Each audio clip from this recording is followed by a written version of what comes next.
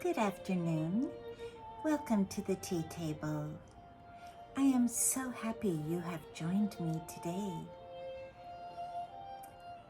I'm inside today because when I awoke it was gray and misty and an autumn chill was in the air. Well, as I set the tea table up, the sun burst through. So we have beautiful sunlight springing behind me, and I see it peeping through the curtain lace as shadows cross the room. To quote Simon and Garfunkel. Well, I am wondering, how are you doing today?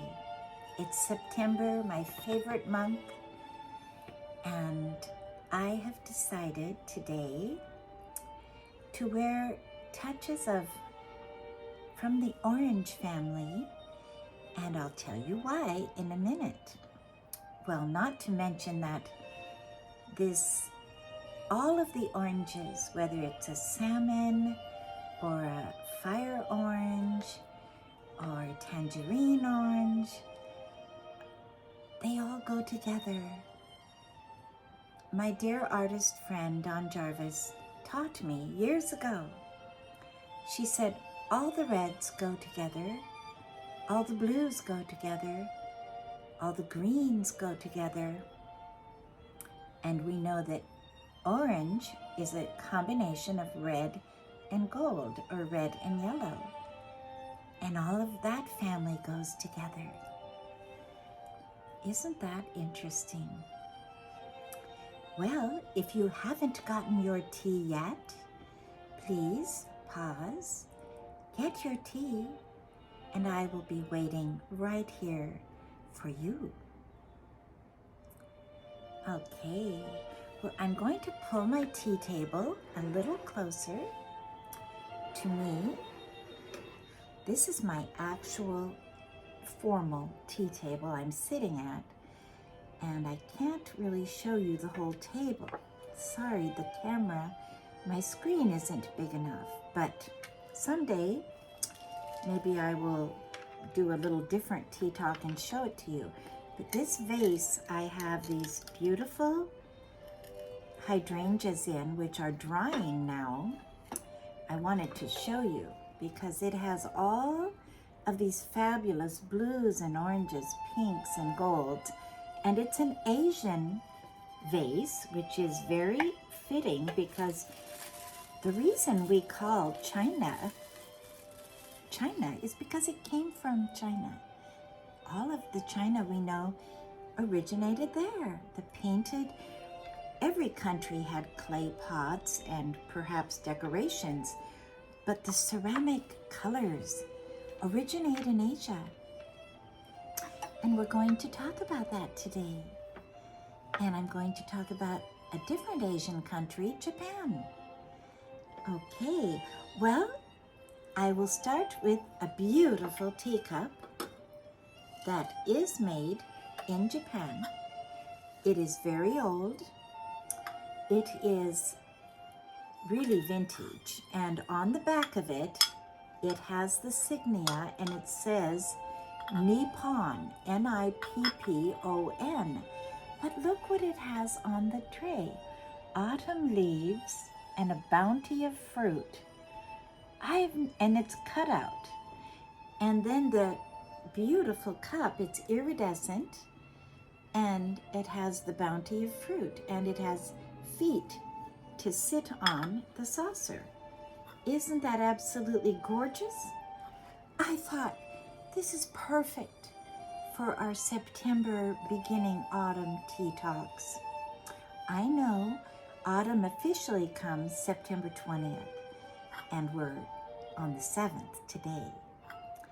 Well, I have made a fabulous tea for you. It is a British tea, bulk tea, loose leaf tea, out of my tea box, and it comes from England, of course, originally from Africa, from probably Kenya, and Assam, maybe from India, mixed. but it is a fabulous tea that I just wish you could really taste. And I am going to pour out, boy, okay, I am going to do this with my left hand, and I'll tell you why. Have you ever injured your shoulder a little bit?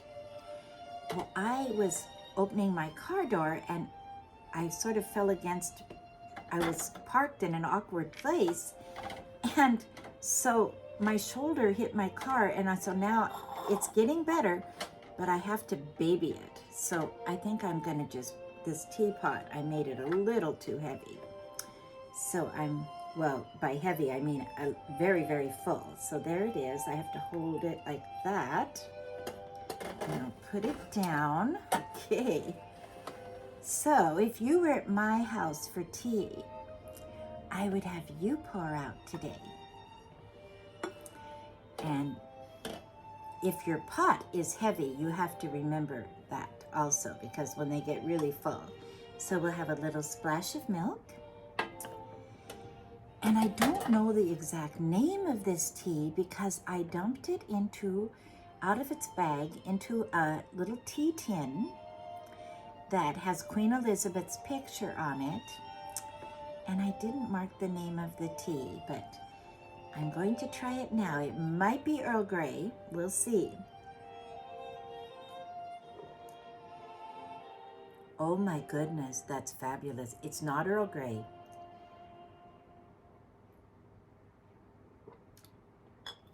I think it's Queen Victoria tea from Murchie's in Canada. Oh, Murchie's is such a fabulous place to visit. If you go to Victoria, probably there's one in Vancouver, but a lot of my friends do mail orders from Murchie's tea. But when you go in their shop, they have the old, huge wooden boxes of tea, and they dip in with their scoop and they weigh it out, and they give you a little sample to smell and to, decide. Oh my goodness, I love this cup. I love this cup. It's so nice. And we are listening to Bach today again. I can't get enough of Johann Sebastian Bach. He enriches me so much. I always feel September, October, November are the months of Bach. I'm just so ready for him. And my son-in-law sent me the most fascinating picture that was found. It's in the library in Berlin. Whoa, oh my, one has to be careful with this. It's the original B minor Mass, Bach's B minor Mass, his original transcription. It is so phenomenal. He's got all the parts. And you must realize this is pen and pencil. And we're talking 1750, 1760. No printing press yet. Well, there was a printing press. I'm sorry, I take that back. But no form of typewriter at all. It was all done by hand, yes. And the printing presses to do the music, wow, I don't know how they would have done that. That would have been really involved, but they must have done it because his music was printed. But this was original copy. And there in the middle, he has in Latin, to the glory of God. He put that signature on every piece he wrote. He was a true Christian, and he loved God, and he had an understanding of God's love. He had a real revelation of the love of God, and that is so clear in Jesu Joy and all of his beautiful pieces. Bach had a beautiful heart. He had a beautiful mother. He lost his mother and father when he was 12, but his formative years, he had that influence. She was very, very devout, a very devout woman. She was part of the pietistic movement of the Lutheran Church, and that meant that she was a woman of prayer and reading the scripture. and a very serious Christian. So he was raised with that heart, and he believed all his music was to go to the glory of God. Well, after my son-in-law sent me that, I thought, oh my goodness, oh boy, now you know what, this little cup, this is a little dangerous, isn't it? My, so the little feet, probably best to have it sitting down and then, you know, picking up the cup like this. That's the best, that's the safest. Well, the Nippon, let's go back to China from Japan. There was a period of 100 years when they were making this beautiful china, starting in the 1800s. Here is another sample. Their colors are phenomenal, and some of them have signatures on them. This also looks so autumn with the orange tones. Isn't that gorgeous? Now, it won't say made in Japan, it will say Nippon, Nippon, if it is the real vintage. And I have one other cup that goes with my, this autumn leaf cup that has the feet, and then it has, this is the pink flowers. And now those feet, interesting, do you see they're round? Isn't that interesting? I wonder if these feet, no, these feet are made to be just like little feet. Okay, so they're different, but just a lovely piece of china to display. And let me tell you how I came to my decision to have the color orange or salmon or tangerine be my theme today. I have a darling niece named Jessie, darling girl, and she has a little girl named Ella. And Ella is part of the tea table from the beginning. Little Ella sits and has tea with me. They're miles away from me, way up north in Kameno Island. But they sent me a gift, and it is so special. And it is a purse for the tea table. So I am carrying this today to our tea party. Isn't this beautiful? And it's a designer purse, and it has, you can either carry it like this, or you could carry it as a crossbody purse. And the name of it is Badgley Mishka. So it's a designer bag. And she said, Aunt Susan, this is for the tea table. I thought that was so thoughtful. I thought I have to have it now, right now. And this could also work well in the spring because it's a salmony orange that works for fall or spring or even summer. So there we have it. And little Ella represents the younger generation. I have these darling little younger generation tea children, and her little, actually her brother is on there too, Gunnar. And so we don't want to leave, we welcome all of the young men and the men and the women and the ladies, the girls, everyone is welcome to the tea table. And I have actually a lot of young men that tell me they watch it also, which I'm very honored, because the tea table is just a pause. It's a sila in life to sit down, relax, think good thoughts, and have a cup of tea. Now the little treat I brought, I recently had the same thing, but I had it in dark chocolate. And I decided, since back to school is this week, they're schoolboy cookies.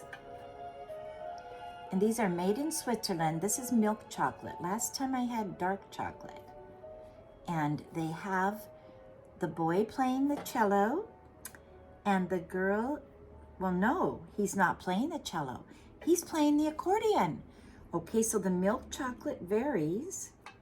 And I think they have, let's see. Oh, they do have a cello. And then they have the accordion. And then they have the dancers. The man and lady dancing in their Swiss German costumes. Well, I have to tell you, after my son-in-law sent me this fabulous Bach picture of this, it's just so inspiring because Bach didn't sit at a keyboard and write his music. He sat at a desk. His music was in his head. He was such a genius and such a brilliant composer. He's considered the father of classical music. And I confirmed this when I went to Europe and I went to the music camp with my daughter, and every European country was represented. And then we went to see the Beethoven Museum, the Mozart Museum. Everyone looks to Bach as their father, as their mentor. All these great musicians like Mozart, Beethoven, Mendelssohn, Schubert, Schumann, Franz Liszt, they look to Bach. They all say he is music. He's the apex. And I think it's so interesting because what is playing right now, so I looked up, I thought I want to just learn a little even more about Bach. I mean, he's so vast, you can constantly learn more.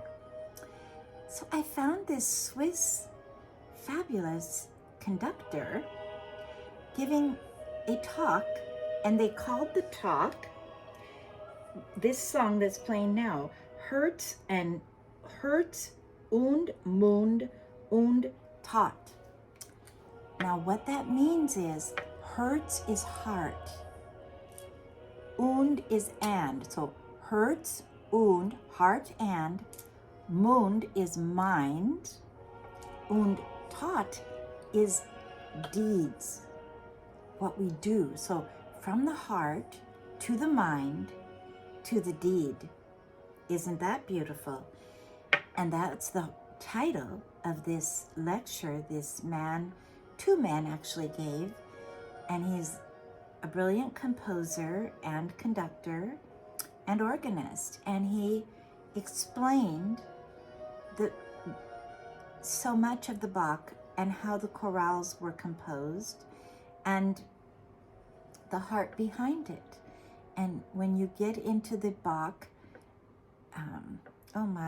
the arias, he talked about Mary, the Ave Maria, and went deep into that. And if any of you want the link, well, you can probably find it through looking it up under that title. Otherwise, contact me and I'll give you the link. Because my husband and I watched it and we said, oh, this is so edifying, truly. And now this is the famous Toccato in D, which is his organ piece. People really wonder, how did he do it? Because when you get with Bach, it's like you get on the train with him and he takes you and he gives you energy and he gives you love and he gives you joy. He is having so much fun.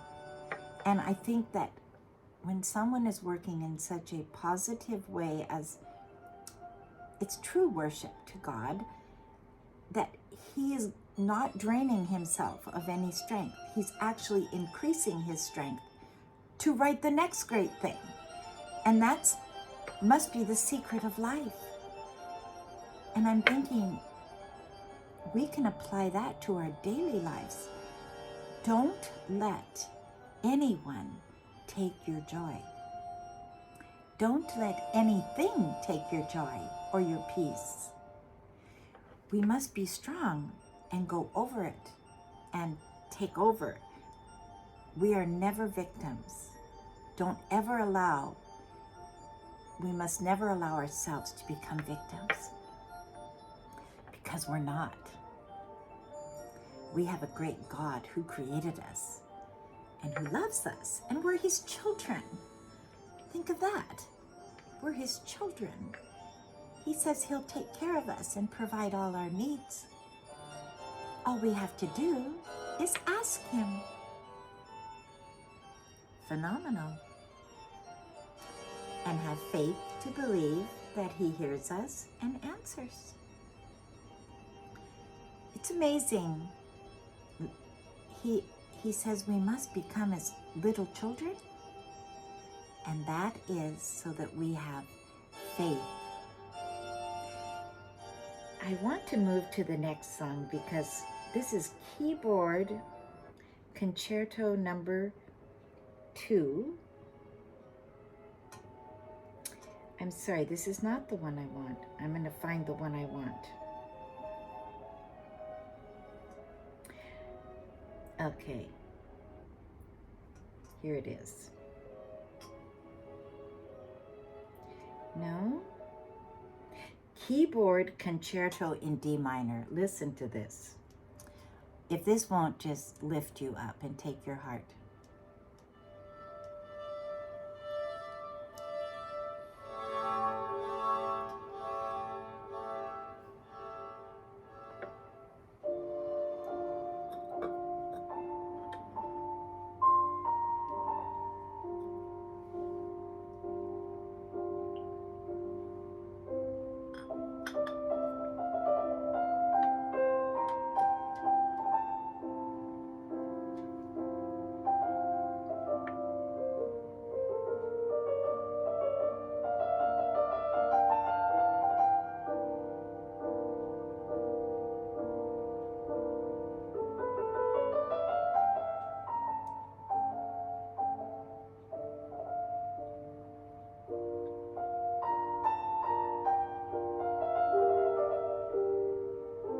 Such love.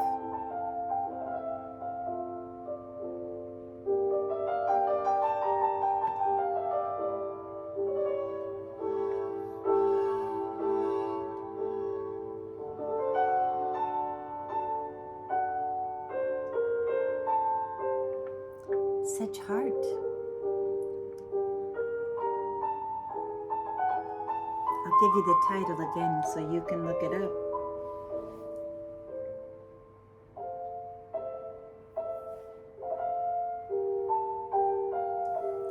Keyboard Concerto in D minor. And it's been transcribed. Often we'll have a cello or a flute or violin. So lovely.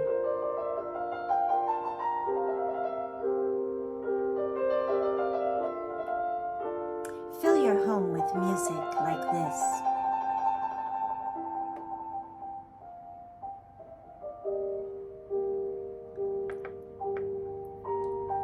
I'll tell you a lovely thing to do. Find this on your phone. Put it on your Bluetooth on your car, or just play it on your phone. Drive through the autumn leaves with a cup of tea. It will absolutely inspire and lift you up.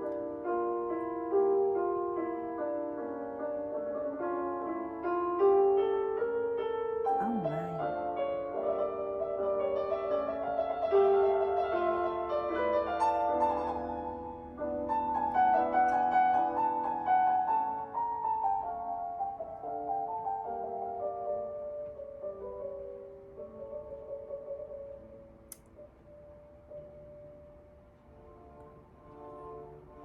Now it comes with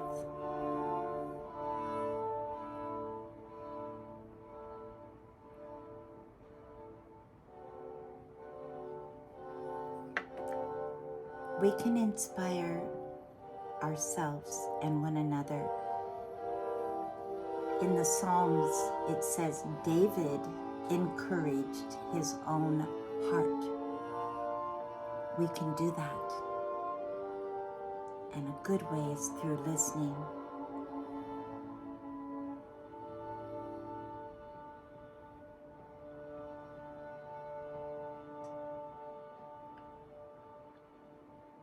Is that gorgeous? I feel bad even talking during something that holy. It's so divine. And Bach didn't have an easy life. Did you know that he died penniless and was buried in an unmarked grave? Musicians had a hard time, but he didn't let it get him down. Kept writing, and he probably had to write just to have bread and butter on the table for all his 18 children. 9 lived. In those days, infant mortality was very common. So you feel all the humanity in Bach's music. His parents died when he was 12, and then after he had had 8 children, his first wife, who he loved dearly, died. And then he met Magdalena, who he married, and she helped him so much. And they had 8 or 9 more children. And they had a happy home. She was a musician, and they all played music together. Which proves music can't be bought with a price. Music is one of those things that, like nature and the birds and the flowers and the trees, no one owns them. They really belong to God and His creation. They belong to us. And I had heard maybe 10 years ago, there was a town that started playing classical music like this in their streets. And the crime rate went down. And any kind of disturbances, public disturbances, almost disappeared because this music brought such an atmosphere of peace. So we can bring an atmosphere of peace to our lives and to our homes and to our cars, you know. I'll tell you what this one is. I love that everything is, this is a variety.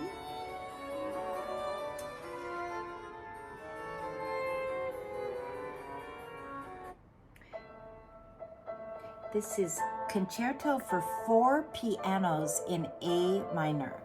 Can you imagine composing that? 4 pianos playing.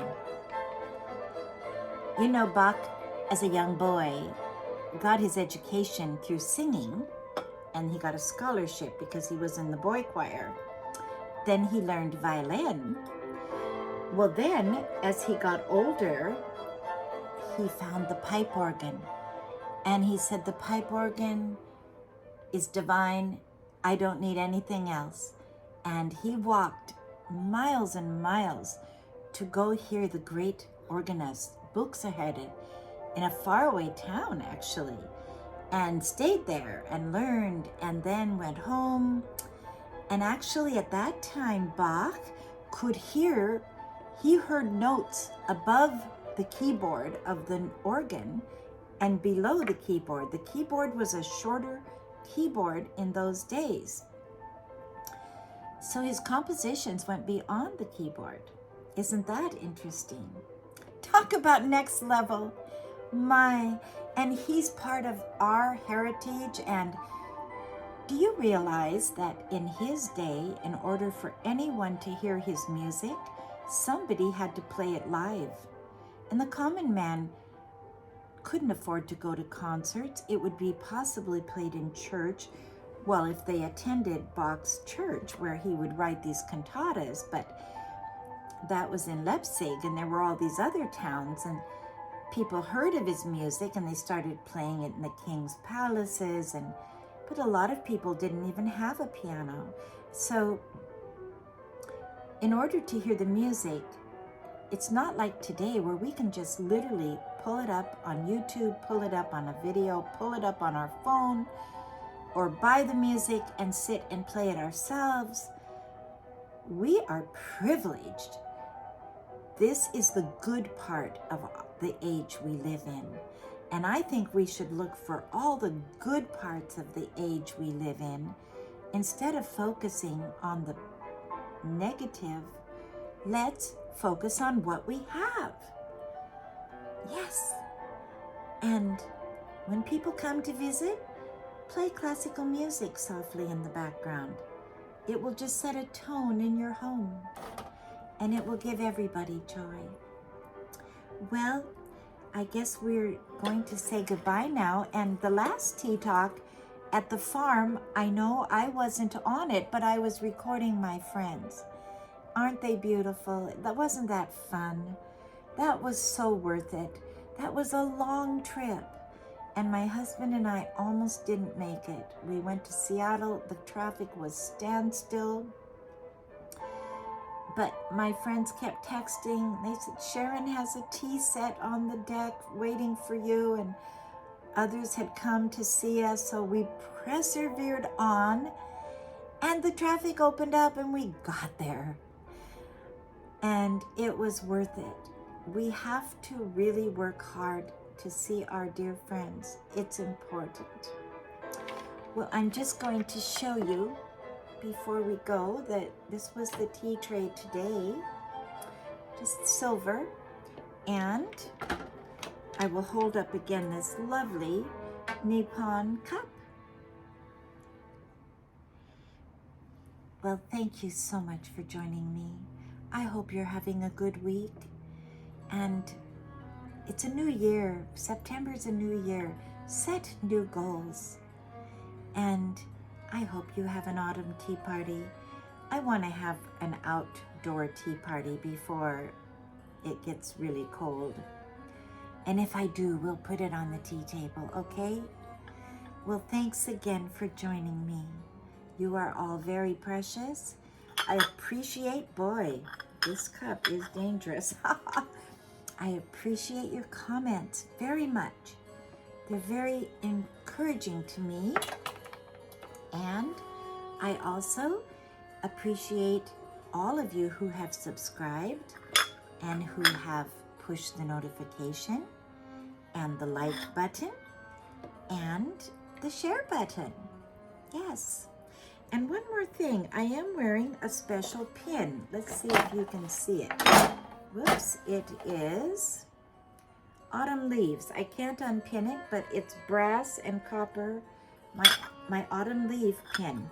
Well, I think this cup is going to be definitely a display cup because it is very, very tippy, but isn't it beautiful? These autumn leaves on here. I've never seen a cup have cut out autumn leaves. So lovely. I'll show you one more time. There's a little bit of water on it now, but that has to be just one of the most beautiful plates. The combination. You know, it's like summer's bounty coming, surrounded by the autumn leaves. Beautiful. Could be a poem or a song. Indeed. Well, thank you again. And I will look forward to seeing you next time. God bless.